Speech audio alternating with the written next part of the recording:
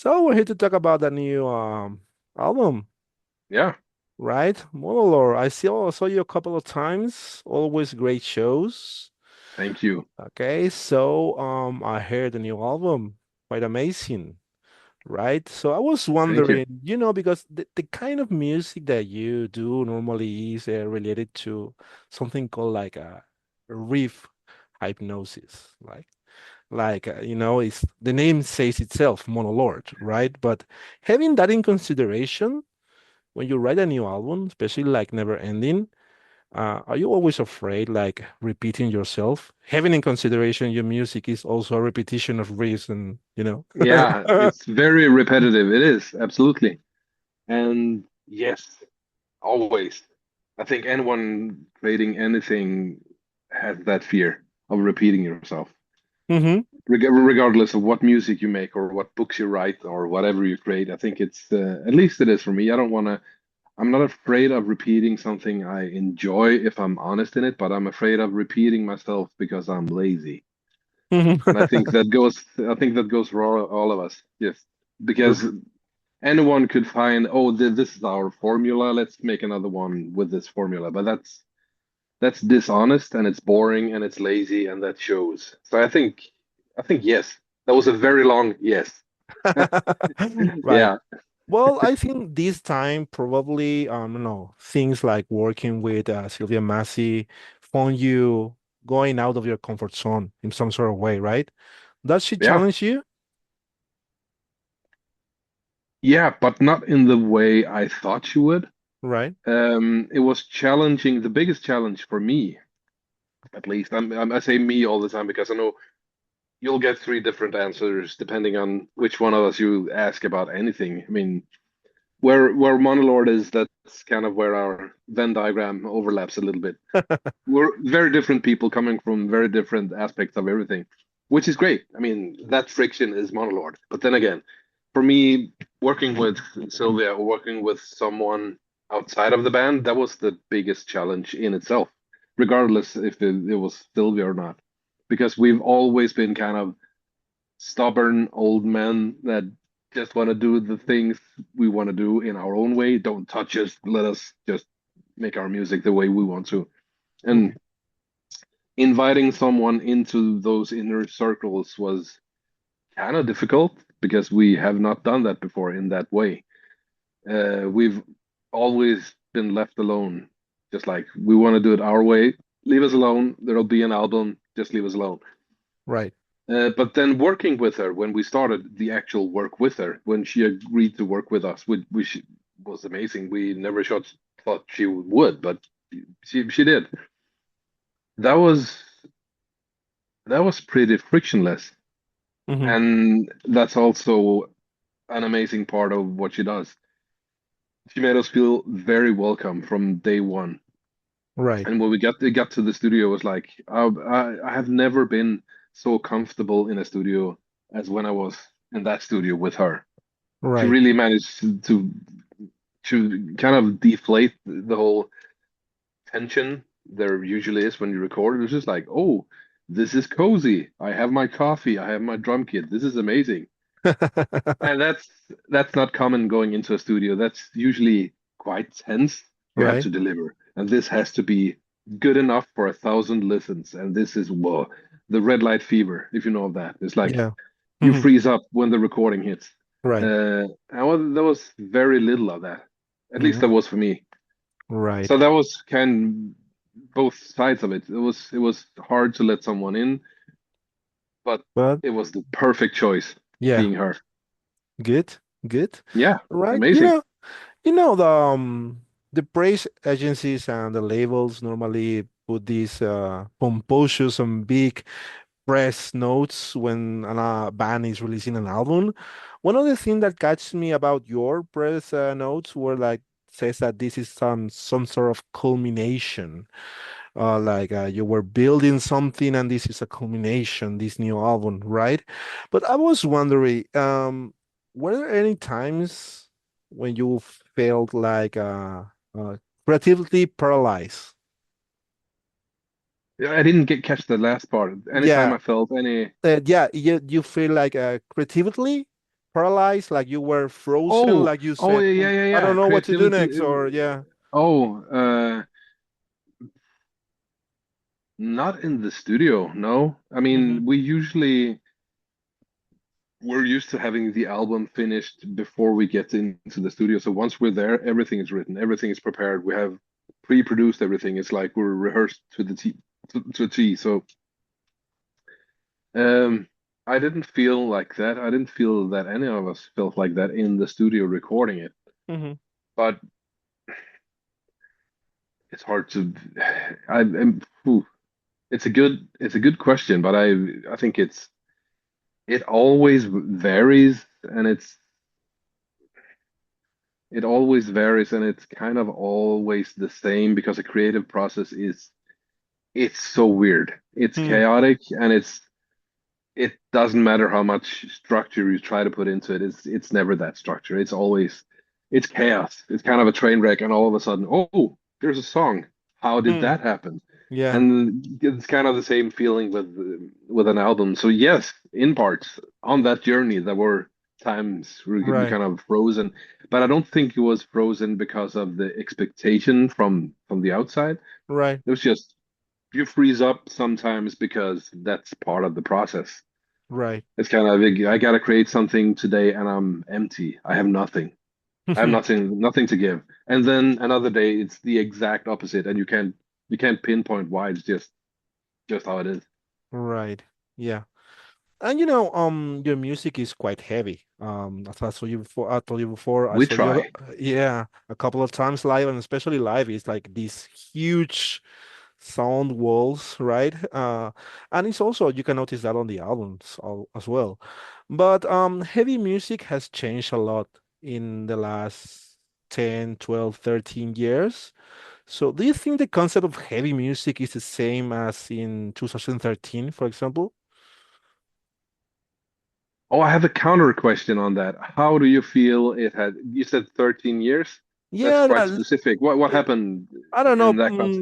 When I started to listen about you guys, I think it was some sort of probably 2013, 2015, something like that, right? I remember that when we thought of heavy music, we have like a concept of what it is, but it has evolved in the last 10 years. All Right. So right. for you as a musician, because you see a lot of bands, you go on tours, you go on festivals, you see the change in the evolution, right? Through the Yeah, years. So I have. do you have the feeling like heavy music has changed, or is it still the same like it was before? I think it always changes. I haven't experienced the way you have that it's been specifically the last Yeah. 15 years or 20. Maybe the thing I've experienced is kind of that metal has evolved into something that's often hyper polished, hyper edited, very like grid aligned drums, sound replaced drums, uh, amp sim guitars, everything is super perfect all the way, which takes away some of the heavy to me. Hmm. It takes away some of the aggressiveness of the genre. And what I've experienced the past few years is that it feels like more and more people are getting kind of fed up with that. Hmm. The perfection. They want the grit, they want the dirt and the actual heaviness. Hmm. Um, so I think that's the difference I've been feeling.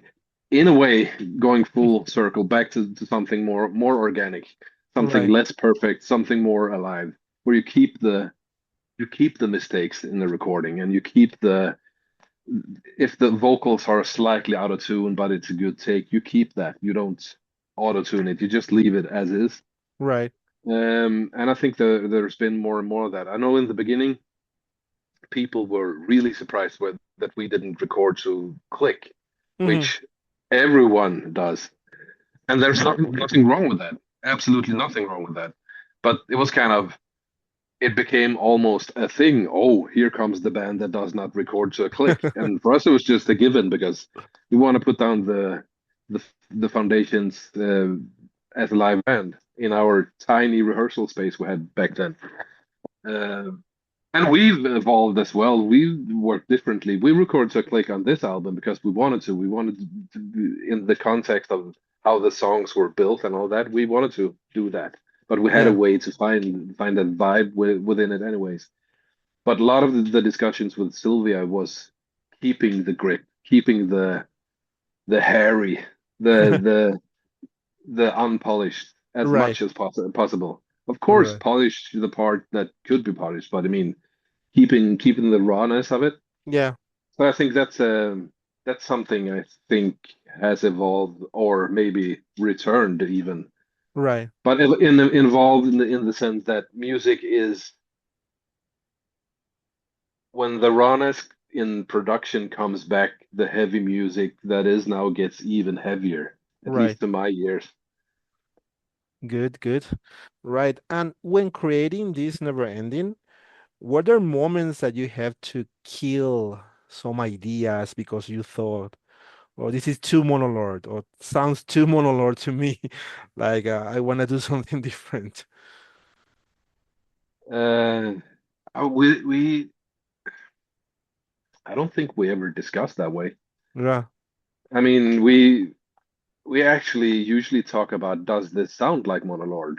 right. And we want to strive for that. That's kind of what we want, but not as a formula, but more like it's a, for us what Monolord is very wide, and we leave it deliberately very open, so it's not stuck in Empress Rising we released Hmm. 13 years ago. Um, but we still want it to feel like Monolord. We want it to feel like us, that it feels like this band that where we're at any given moment. Hmm. So I think our discussions come more from that. And obviously, if something feels like it's just some rehashed old riff that's just redone, we toss it because we don't want to repeat ourselves, of course. But there wasn't, I don't, the discussions don't go that way usually. Right. It's more in the lines of, does this feel good? Yes or no? All right. And then go from there. All right. And usually it's two yes and one no, and then we continue to until it's three yes on everything. Kind of the process. Oh, so the feelings I get when I listen to songs on Never Ending is that I don't know if it's just me, but I think that maybe the music or the influences that you are trying to put there comes from more from let's say classic rock. Like it's rooted in Sure. some classic rock, right? Like I don't know, songs like Iodine or something like that. It feels to me like I don't know. Probably these guys were listening to a lot of classic rock when writing these songs, right? And it's something that I think that in modern metal they try to avoid that era. Is it the same for you guys, or do you listen to a lot of Yeah, classic rock? I get what you mean, but we listen, like I mentioned Yeah, in the beginning, the three of us have very different tastes in music, very different. And I right. like that. I think it's amazing. So we don't have a collective like now we're gonna listen to this music and let that influence us on this album. We listen to whatever we listen to. All three of us listen to a very wide variety of music, but kind of different varieties. So no, it wasn't influenced directly like that. Thomas has written the songs. We've finalized them together, but it's not like I mean maybe if you ask him, he says, "Yeah, I've been listening to a lot of Creedence the last 2 years." I don't know, but I don't think. I mean, none of us listen to one specific thing a lot, and then that dictates what the album is. All right. But what I mean, again, if you hear that in it and you like it, it's fine. Yeah, I yeah. think it's amazing. It's yeah, that's great. I Why not? think that's the way it should be. It should be a different Yeah, experience absolutely. for every listener, you know? Right. Yeah. Spot on. Yes, Exactly. Yeah, so the album finishes with a song with Jorgen Sandstrom, right? yes. So was it difficult to have someone from outside the band to collaborate on the album? No, that was crazy easy. I don't know Yeah. why, but that was so easy. Uh-huh. He is amazing. He's the best guy. He was like, we asked him, we have this song, and we would like a guest vocalist on this one because some Thomas doesn't he's not comfortable singing that style Right. of Hmm. vocals. And he was like, "Yeah, yeah, I'll do that. That sounds like fun." And then a few a week later or something, he sent these vocals and I was like, I laughed when I was listening to it. It was amazing. That just blew me away. It was, and all three of us, it's like, this is crazy good. Hmm. And we came to the studio, and Sylvia had gotten them as well, and she was like, "These vocals, I cannot stop listening. These, this is amazing." But it was an amazing process. He recorded those back home in Sweden when we were Right. in the US and sent them to us. All right. Good. It was stupid easy, and it came out incredible. I love his vocals on that one. It was really Great. perfect. Great.